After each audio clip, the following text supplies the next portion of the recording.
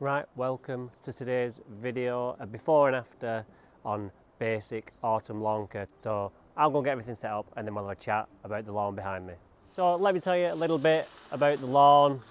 This year, the customer had an extension done and this was just a storage area for bricks and whatever else. And then in June, his lads de-turfed it, brought all the soil in. I have done nothing other than re-level it and seed it. What happened was, he said, I want a lawn. He'd see, I've been here 10 years. He's seen what I've done elsewhere and he wants a piece of the action. But I said, I can't, I've just not got time. He says, Dan, no pressure. He says, just get the lawn in. Don't have to get it looking like everywhere else. Let's just get the lawn in and then next year we can really take care of it and get it right. So I said, all right, let's do it. So literally seeded it, watered it during a drought. It was an absolute nightmare. Couldn't keep it wet enough. Eventually it came through, so we're 3 months in now. All it's had is Steller, Grace and SOW PRO and a little bit of Equinox about 3 months ago, just because I've not had time to cut it. But it has been growing and I've been cutting it once a week. So today, we're at the end of September. I want to give it a little renovation, get some autumn punch on, and then we're going to have a nice lawn going into the winter. So what we're going to do first is we're going to scarify it, double pass, and then we'll get it all picked up, double cut it, so we've got some guidelines for our feed, and then that's all we're going to do. We're just going to do a basic autumn lawn care program for you. So let's get going. So just about to scarify. Why are we scarifying? We want to get rid of all this thatch that's building up from the disease and the drought that we've had, because it's just not had any care really this year. And like I said, just because I've not had time to really concentrate on it. Next year, different story. But we've got a lawn in, so we're just going to thin out this lawn, because we had a big storm after I'd seeded it as well, and all the seed got washed into big clumps. So in areas it's patchy than others. So let's crack on. Show you the scarify if you've never seen it. This is Ye Old Faithful. Some spinning blades underneath, which spin around really fast and create grooves in the lawn to get rid of that thatch that's building up, so we don't get that spongy lawn. Let's fertiliser through, let's air through. As you know, I don't believe in aeration in terms of spiking the lawn. This will do the job. So let's crack on. Oh, just one more thing. The good thing about what we've done is just as a byproduct of not looking after the lawn really, is that we've been able to keep on top of annual meadow grass. Even though it was a blank canvas, we sprayed it before, we sprayed it after we put the sand in, just because there was loads of weeds come through before I could get on it, just with the weather, various things. There were still hundreds of plants of annual meadow grass, but because they've not been able to take off and they've been quite stressed, they put seed heads on very quickly, so we've been able to dig those out as we see them. And I think now we're more or less 100% free, because I've been working on that for the last month and I think I've got on top of it now. So we don't have to worry about spreading seeds everywhere. There's probably one or two lurking about, but in the main, I'm happy.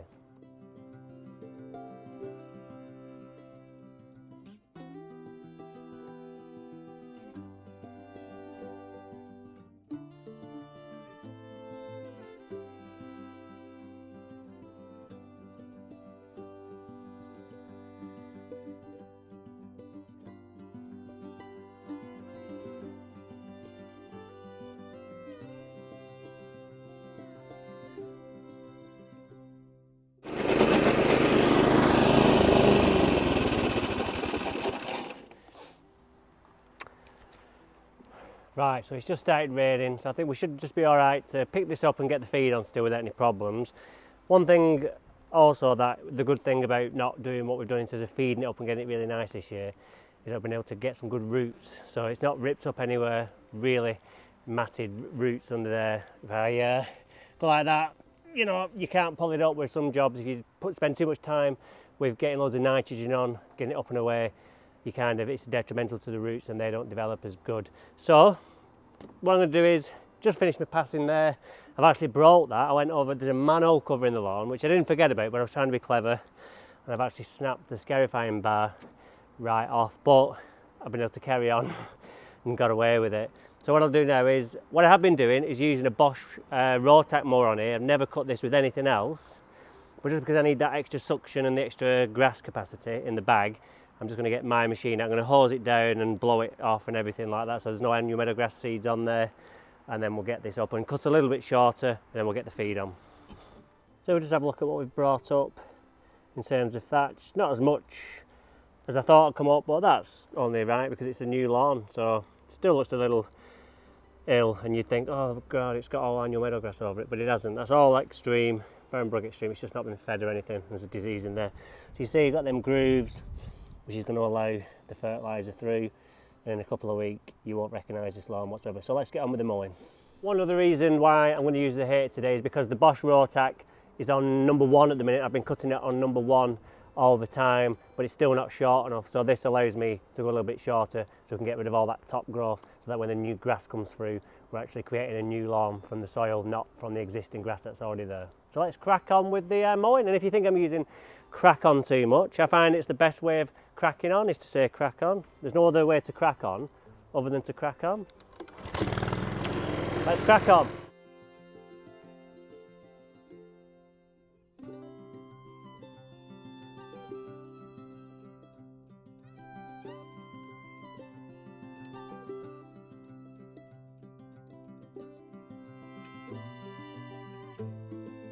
As always, I'll show you what's been pulled out of the box.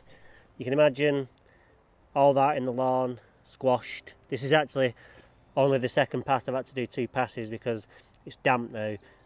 When I turned with the roller, it left a smear of the scarifyings on the floor, so I've had to do a double pass, and that's the second lot. The first box was absolutely full of that stuff. So again, can only be a good thing that we're getting that out at this time of year, because that's what causes the sliminess in the lawn, especially if you get some like burr areas. It's this kind of matter which makes it all slimy, and then you get algae growing and you get moss growing. So good thing we've got this out.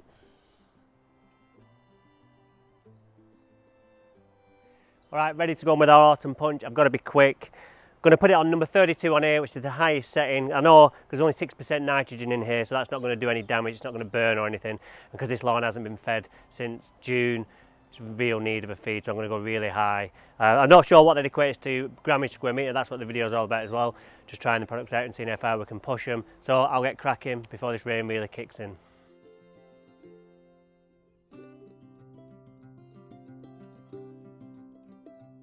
Okay, so as the rain starts, I finish. I've just spent 5 minutes blowing off the autumn punch off the pavers and off the stones around the lawn, because it does have iron in it, and if you leave those on the pavers, they will stain orange dots. So let's join back here in 2 weeks for me, but for you it'll be 10 seconds, so I'll see you at the other side of this fade.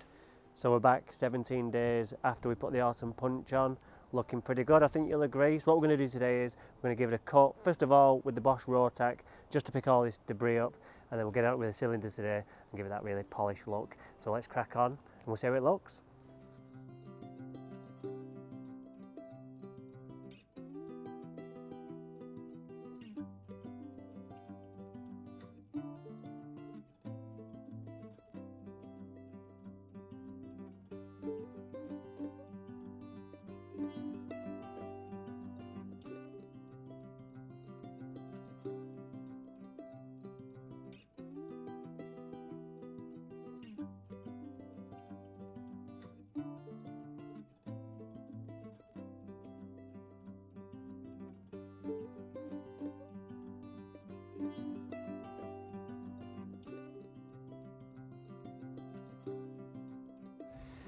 Right, so you can see the difference there between the rotary cut and the cylinder cut, more defined with the cylinder. That's because we're getting the leaves more even, because it's more even cut, like a scissor as well, and then the blade's cutting them really straight, whereas the rotary just cuts to the height of where the wheels are placed on the ground. So if it's quite undulated like this lawn is at the moment, you're getting an uneven cut, but when you get the cylinder on, it's cutting with a solid roller, so you're getting that levelness. Also the weight, more of the allet is like 40 kilograms heavier than the Bosch Rotac, so as well that pushes the grass down further to the ground, giving you that more defined stripe as well. So that just explains that. So what I'm going to do is, because the customer doesn't look at it from this side, I'm just doing it this way because the sun shines this way and it looks a lot better. I'm going to cut it up and down now so that when the customer comes home he can see it through his patio doors and he'll be pleased with that. So let's crack on with that and then I'll see you after we've done it. Right, so just cut up and down, great for the customer. He comes home, steps out of his patio doors, looks and then says, "Oh Danny, you're my hero." And that's what we're after. We call it the hero effect. So what's next is probably in another 3 weeks we'll go on it again with some more punch, because that'll be running out by the time that comes. So we'll go on in 3 weeks, and then we've got a week for it to kick in. So there's an overlap of when the old feed's running out into the new feed kicking in, and then we'll be in then, well, mid to late November, and then we'll see how we can keep this one going. There's no reason why we can't keep this going now. We've got the sun shining on it, we've got the ORB-IT on there, which is going to increase that photosynthesis and keep the grass growing. We've put also, I forgot, we've put reduce on, so when we turn up we've got a dry canvas because there's no dew on there, and if it rains it's gone off the leaf, it's not sitting on the leaf, so we don't have to worry about clogging up our mower. And if we walk on it, if we have a look up close, lovely and thick. This time of year when I stand on it, it just comes back, whereas if you go on when it's wet, the water acts like glue, and it actually, like, your footprint sticks in and the grass folds over because it's lush and weak. Whereas we've got the ORB-IT on there, we've got the reduce on there, both going to give us that strength that we need to continue mowing later on into the year, which is good because it keeps the money coming in for me as well. So let's go and put our stuff away, and then we'll have our final chat. Alright, so that draws this video to a close. Hope you've enjoyed this basic lawn care renovation turnaround. You can have it as well, it's not too late. We've still got the time frame, weather's still nice, still got those daytime temperatures which are important.